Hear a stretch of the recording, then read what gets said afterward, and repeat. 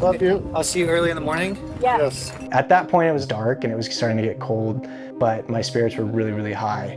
My biggest piece of advice coming out of that aid station was just for the crew to calm down and that I was feeling really good and they had nothing to worry about.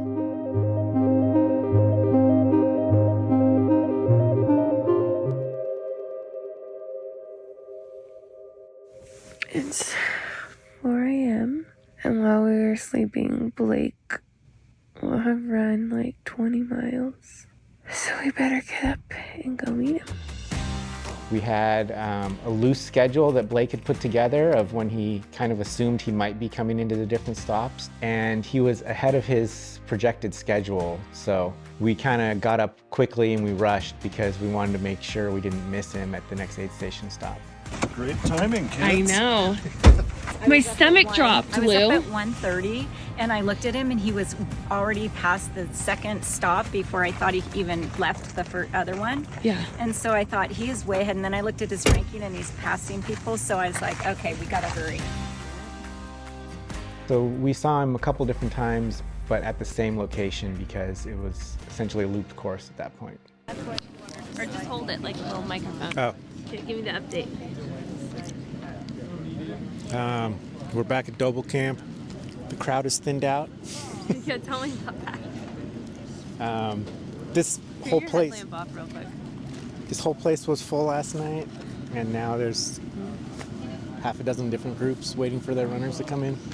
We have some oatmeal. We have some of his salt tablets, breakfast burrito, some glazed donuts. He was texting us last night after he left this Doble camp. Wanted to know where his collapsible cup was, but his crew had it in his pack as it was supposed to be. A little bit of drama. A little bit of drama, but I think he's good now. So, yeah, he should be here in like 5 minutes, and then we'll get him pitted up and back out on the course. My lowest point in the race was between mile 48 and 52.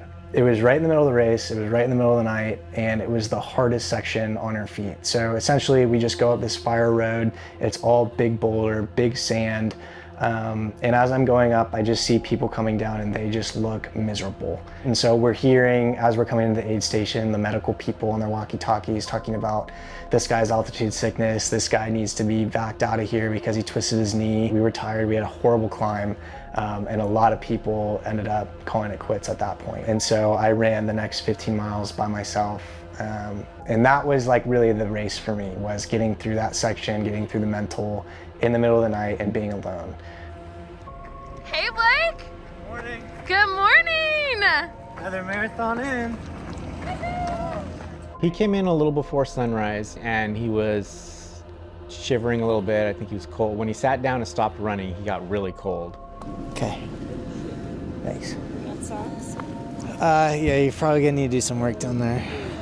It's okay. When the sun comes up, I should get a lot more energy, and hopefully if I sleep, I need Tylenol. This last section from Cactus up here is miserable, to be honest. So I'm happy to see you guys. Thank you. Is part of you sort of like, and I'm only halfway through? Yes and no. Like I always thought that if I could if I can get halfway, the second half is always kind of quicker or easier. And so I was just trying to play that positive spin. But yeah, I mean, when you get down off that mountain and you're like, oh, that was halfway through the race and everyone's dropping out, and you're like, okay, this is where it gets real. So that's not right. You had a 6 to... Let's keep it positive. How about that? No, I know. I just didn't want you to. You should have gone and done those climbs. Part of the rules was you're not allowed to complain. You know, if we were a little cold and tired, we weren't nearly as cold and tired as he was. It was freezing.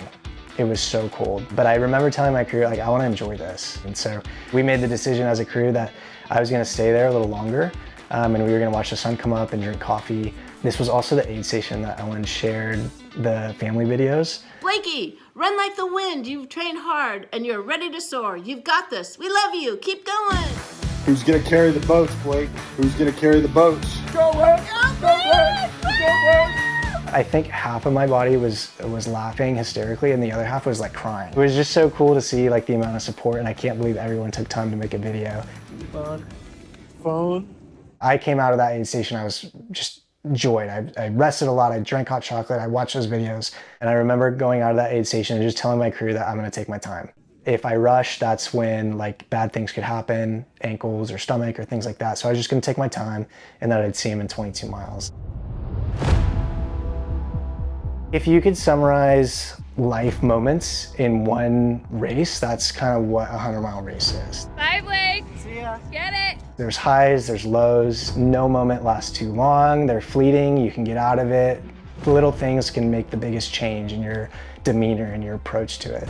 Just the mentality and what you're telling yourself and the self-talk and the belief you have to get it done.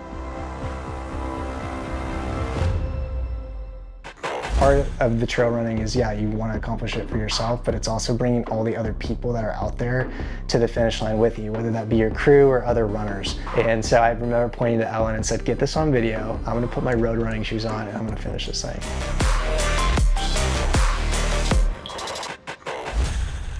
I was miserable. Like a runner passed me and I said, this effing sucks, because it did. Yeah. You just do it, like, and you come out the other side and it's all good. But bad news for me is I have another round of it on the next loop. Do you like my headlamp? I do. You look cute, Lou. Do you like my ear? What's going on with the ear? I don't can't know. tell. Usually it feels like it's poking out a little. No, your hair is covering it. Oh, thanks. So it looks like an 80s workout, you know, I feel like sweatband.